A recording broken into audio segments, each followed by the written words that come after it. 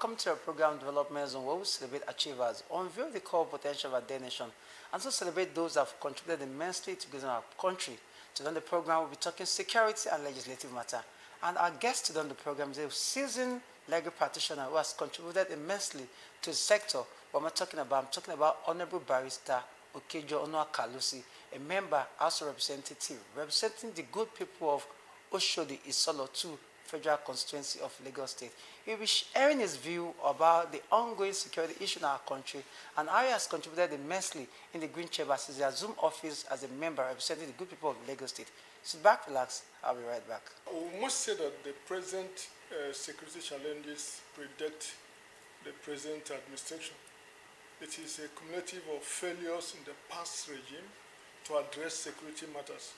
We must understand that Nigeria is a big nation and superintend over the affairs of Nigeria is a big nation that every other country look forward. So Nigeria decided to open its borders to influx of foreigners who come into Nigeria to perpetuate evil. And this predates the administration. So I want to look at it holistically on historical background to be able to give you a view of what could be done, because the security of life and property is a primary responsibility of every government. And it is incumbent on every government to take responsibilities of the security and welfare of the people to ensure that the people are protected wherever you live.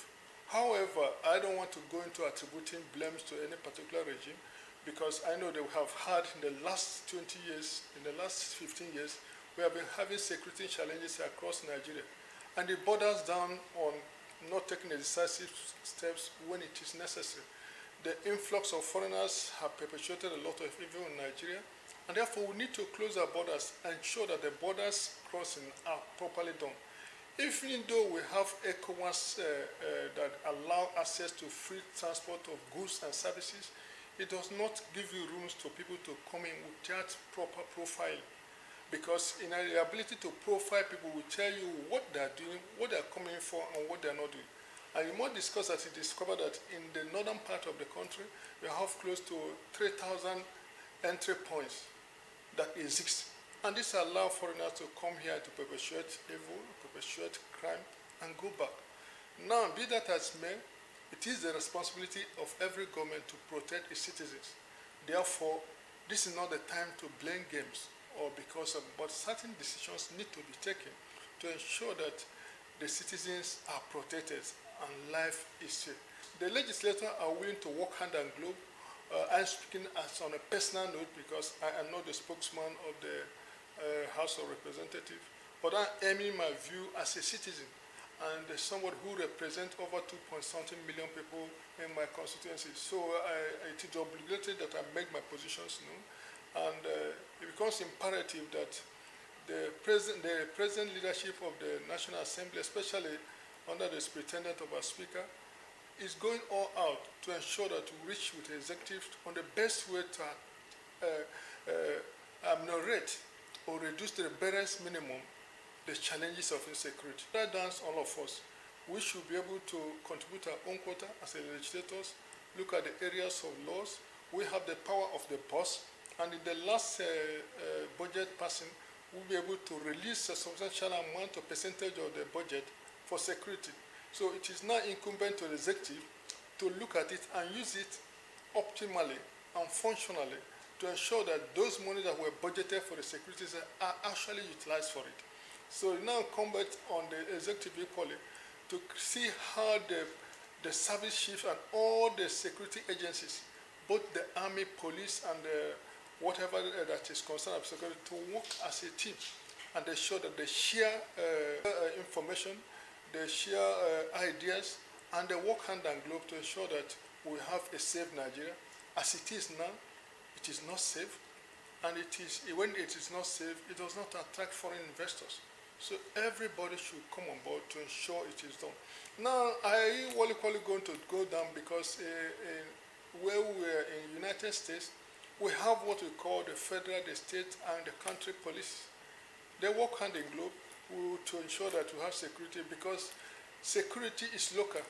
Just like we say police is local, because if you know in your neighborhood, you know what anybody is doing. So it is very, very easy for you to identify people who are not doing anything and people who are out to perpetuate crime. So by the time we localize policing, as the present arrangement they are talking about community policing, then it is good that we equip them with the necessary tools. And that's why the National Assembly have passed a budget of substantial percentage of the Nigerian budget to ensure that funds are made available to police, the army, to carry out the statutory function. And this is the only way we can go about it to ensure that life returns to normal as it is now. It is not easy anyway. There's no crime-free city in the world. Even in the United States, it has no crime-free state. But what I'm talking about, can we bring it to the barest minimum? They have every state, every city all over the world has its challenges. When it comes to the ability to tackle it, the present challenge, security challenges having is just a wake-up call. One, you must understand there's hunger in the land. And an idle man is devil's workshop. There is really hunger in the land. There's a great massive unemployment. So we expect the government to come up with modalities, the best to do, to ensure that people get employed. When people get employed, they'll be less. I give you a practical example. If you're employed and you work from 8 to 4 o'clock, I don't think you have time to go out in the night to start looking for somebody. Because you are sure of the daily income, daily pay, and the daily food. Because most Nigerians believe on the daily earning. So if you have an environment where there's a daily pay, daily earning, that crime will reduce. Once we're able to get people employed, that will reduce crime. So the government, especially the executive, have to work up to create opportunities for people to get employed. The moment people get employed, you reduce crime to the bottom. Secondly, the people responsible for security and welfare should double their effort. Yes, they are doing well, but more needs to be done. To whom more is given, more is expected. So we expect police, the IG, relatively we can give them a pass mark, but they can go beyond that to ensure that lives and property are protected. So on this note, I think the executive have more to do. We have done our own bit by providing the post for them to do it.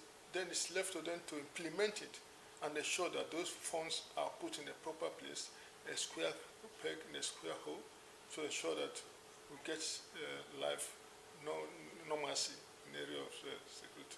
In the area of security, there's what they call kinetic and non-kinetic. Most of the security challenges you are having in Nigeria are politically driven, and it needs political solution. It doesn't need to carry arms. So the essence of the National Assembly, is that we are closer to the people. So each time we have opportunity to interface with the service chiefs and the police, it gives us an opportunity to interface and tell them the habit of our people. So it is not out of place. There's a need now for the National Assembly to drive the security summit on behalf of Nigerians. That security summit will be, because we are more of the people, closer to the people, we'll be able to tell the service chiefs what are the feelings of our people. So this will enable them to do more, because many times you are in a position of authority. If you don't have ears on the grassroots, you don't get to know what is going on. So it is equally better that the service chiefs have interface with the senators so that they can have a first-hand information on what is it. But by and large, 50% of Nigerian security challenges are politically driven. So it can only be solved politically. Be a synergy among all the security outfits where there will be intelligence gathering and sharing, and that will be able to enable them to perform their function. I think presently, in the last meeting we had with the security chief, we noticed some level of comradeship among them, convitalities, where they share ideas. I said that should be encouraged to enable them to do more and be able to interface among the security agencies and ensure that Nigeria security life is restored to normal. It is a burden for all of us. It is a burden for any legislator. Many of us prefer to travel by road, but now it's becoming a difficult thing. So everybody must come on board, including yourself, journalists, must investigate to find the root causes, so that when these service chiefs meet with legislators, we will come up with ideas. The essence of journalism is to investigate and report actually what is going on. So the ball should not pass to the legislators. You equally a partner in this project called Nigeria. So I expect the journalists to even do more, expose what is exposable, and be able to ensure that we get life back to normal. Pushing many motions and bills. We have looked at entrepreneurship and skill acquisition. We have looked at library. All over the world, people preserve their library. Even in East Africa, you go there, we see library, but the issue of library in Nigeria is not coming to the front burner. And there's no idea that is not in the books. There's no idea that is not in the books. And the only place you can find it is in the library, in the books. So we need to provide a level playing ground for every Nigerian to have access to reading. Many people will now say, no, you have telephone at your hand. Yes, but we don't utilize it. But the moment you find yourself in a library environment, it becomes an intensive mental research, because it conditions you that you want to do. When we were growing up in Lagos, we have St. Agnes Library in Yaba. There's a library in Lawansi. There's a library in Ajorin. If you get to Lagos Island, Siemens, there's library. But these things are things of the past. So it burdens my mind that we should be able to provide such infrastructure that we're able. Secondly, it's a library that will keep the history of the nation. Every nation has its history. And where do we find it?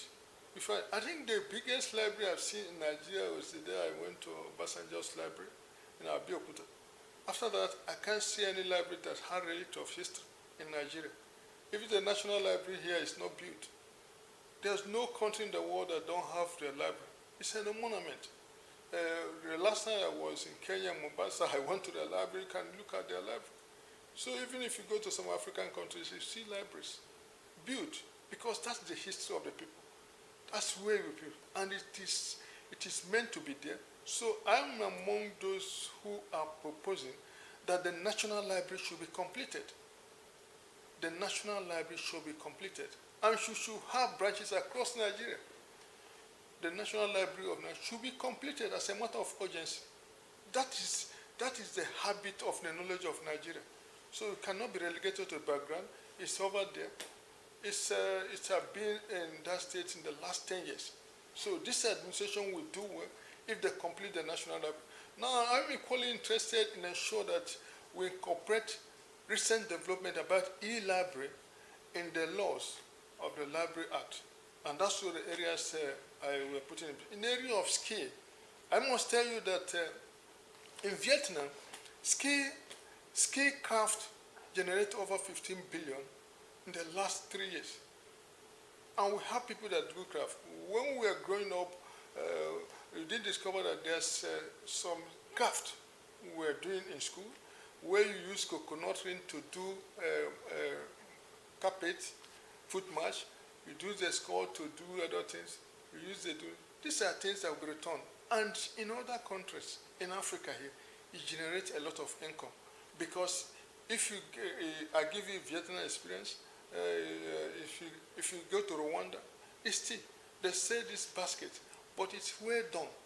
And at the end of the day, if you're able to get our youth who will be doing this craft and be exporting it, it will going to bring foreign incomes. But whereby we have it, that's why I'm interested in skill development, skill acquisition in it. And the only thing that the skills we have here, like the raffian pants, we have not put commercial driven on it, commercial passion. So that's why I'm talking about entrepreneurship. Because when you develop a basket and you have entrepreneurship spirit in it, you'll be able to make it perfect, that whosoever sees this will pick it as an idol. I bought a small basket raffian here in one of the African countries, $20. And you can know what $20 is all about. So if you have 1,000 youths developing skill and we're able to do this and be selling it because you have influx of foreigners who are coming into Nigeria, that will go a long way to do it. Now, apart from that, there are other bills which are pushing for alteration of the constitutions. I'm interested in the constitutional alteration to reflect the dreams of Nigeria. One of the alterations I'm pushing in, I don't know where I come for first reading, is a situation where we'll be able to have a rotational presidency among the geopolitical zone. I'm interested in it, but that's only to give other part of Nigeria the confidence that all Nigeria. In Switzerland, there's a rotational presidency among the countries in Switzerland. And in Switzerland, once they have one president, every other countries that is not will produce vice. And it works because it gives everybody the level of fulfillment that we are all partners in this project. So that's so I have some amendment that pushing. I'm a president in amendment or in constitution, you call it alteration. I'm equally on amendment in electoral act. We have to amend our electoral act to reflect the votes that count. We don't have the situation where we're talking about glitches in the next election. So there's a need now to amend the electoral act. And I think I pushed on some of my amendments, but you know, it takes a long process for it to come into being. So I will do my best in the area of affairs that will be able to promote Nigeria and to give Nigeria a better place. Well, when we come in, you must understand that we are not part of, I wasn't part of the 2023 budget. And most of the projects we do in our constituency are what we're able to put in the project. Because we are legislators, we don't have budget. It is the ability to attract project that makes a lot of difference. But in my constituency, we have started to rehabilitate boreholes that were built by the previous representative. And if you're able to do it, that will be able to bring water to our people. We have even started to doing what I call a cooking competition that will turn into a festival. We did the last lab. Presently, we are identifying the indigent students that cannot afford to pay JAM, and we'll be able to buy JAM for them and prepare them for the exams. We were interested in sports. We did some few, but by and large, most of our projects we start in NSDC. We have tried to put one or two in our budgets. We are looking at it. There's a need to train people in ICT. That's where the world is going. There's a need to train people in football. There's a need to train people in that sports. So we are doing our best to ensure that we're able to encourage our people to get employed and to fare for themselves. And that will be my joy to ensure that at the end of the day, I was able to pull some people out of poverty through their skills and talents. Nigeria is going through trying times. It is the habit that, and that's why we can see that the legislators are cooperating with the executives to ensure that they don't have any excuse not to perform. In the 2024 budget, you can see sort of those were passed with the speed of light, so that the executive won't have any reason to complain. We expect the implementation, and by virtue of Section 88 and 89 of the 1999 Constitution, we hold the oversight superintendents of these agencies. And I know that many of us are looking forward to see that those things that are put in budget are properly implemented. So we're going to do our best to do oversight functions and be able to criticize where it's necessary. But Nigeria is still passing a through time. It's very difficult for some of us because you get calls from people ordinary who have called because of the school fees, because of their hunger. So there's hunger in the land. I maintain there is hunger in the land. So the executive, the legislature have to wake up to address this issue. I must tell you, there is hunger in the land. If he's not around you, I know how many calls I receive every day. There is hunger in the land. The executive have to wake up and do their work. And that's why we passed the budget. I know in some of the budget provision we've made, there's provision for employment. So we expect that there will be massive employment in this 2024, massive employment, because most of the agencies made provision for employment. So Nigerians should look out for employment that will come on this budget and utilize it. But by and large, let us do everything possible to make Nigeria a great nation. There is no other country than Nigeria, and we owe Nigeria that responsibility, that obligation to contribute our own quota to make it a great nation. Welcome back again from our guest, the person of Honorable Barrister Okey-Joe Onuakalusi. He has assured Nigerians that under the 10th Assembly, Nigeria is going to be better, the security situation is going to be better, and also Nigerians are going to see the dividends of democracy in terms of job opportunities and also make Nigeria a world-living nation for you and I. Till I come here again, I remain host Joseph Uzuakpondubolijo. Bye for now.